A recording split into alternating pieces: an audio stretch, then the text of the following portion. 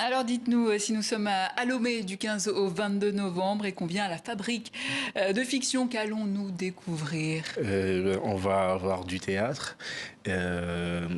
On va voir 4 créations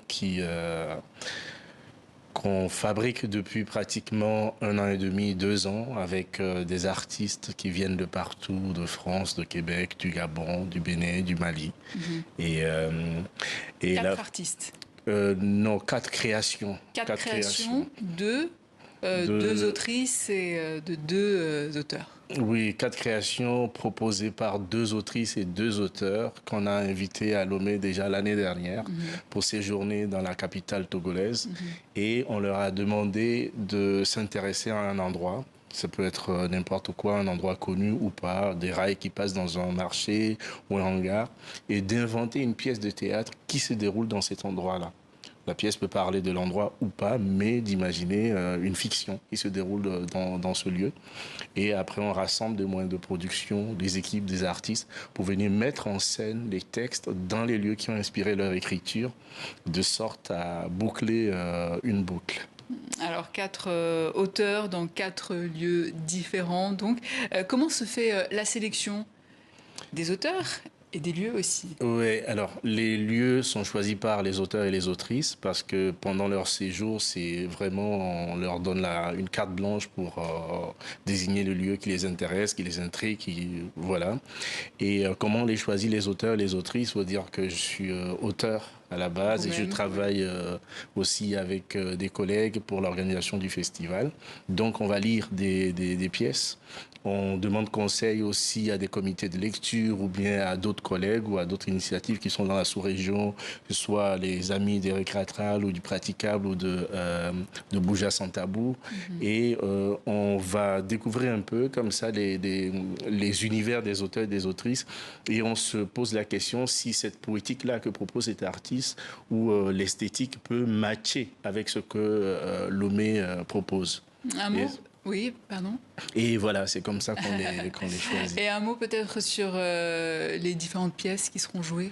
Alors, du 15 au 22, donc pour cette 3e édition des 4 créations, on a le spectacle qui ouvre le festival s'appelle La Maison de mon père, qui est proposé par un auteur québécois, François Archambault, qui est mis en scène par Alpha Ramsès. Ou sinon, on a une autre pièce qui s'appelle Je me souviens très bien ou Le temps d'un souvenir, proposée par l'autrice burundaise Sheila Inangoma. Et les 2 autres propositions, c'est Bercail, que ta volonté soit faite, proposé par Jérôme Tossavi, mis en scène par Angèle Beau, qui est de Belgique, et Pimandou, qui est écrit par Charlotte Lagrange, mis en scène par Suleiman So. Alors d'où vous est venue cette idée de rencontre d'écriture et de création théâtrale? Alors, c'est une grande histoire, c'est une longue histoire. Parce que pendant longtemps, dans ma pratique théâtrale, que ce soit au Togo ou ailleurs, on a remarqué que on va souvent dans les salles de spectacle. Et souvent, les salles de spectacle ou les lieux qui accueillent les spectacles à Lomé ou qui proposent une diffusion sont soit l'Institut français ou l'Institut Goethe ou d'autres centres culturels qui sont des centres privés.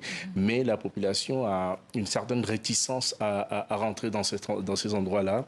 Et on propose des pièces ou avec des thématiques ou des histoires qui, tout le temps, ne ressemblent pas à ce qu'on vit de façon générale.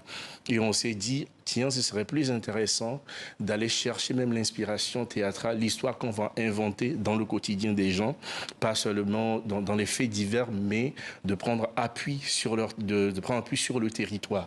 Et de se dire que au lieu que Roméo et Juliette se passe à Vérone, eh bien, ma pièce va se dérouler dans la cour de mon voisin que je connais très bien, des rails que je traverse tous les jours, ou dans le hangar de marché que je fréquente tous les jours.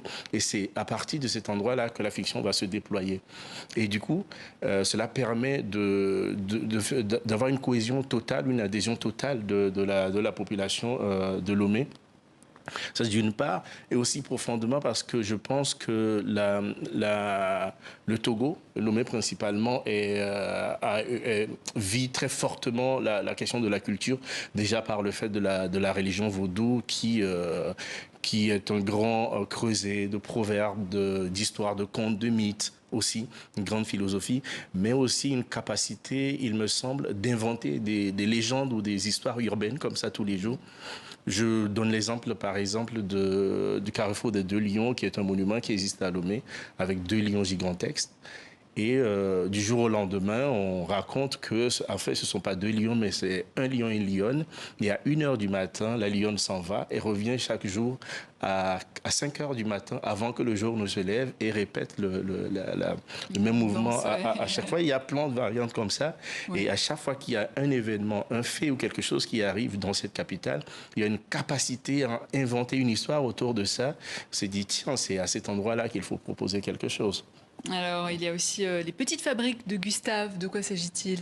Alors, les petites fabriques de Gustave, c'est une proposition à côté des 4 créations qu'on a cette année.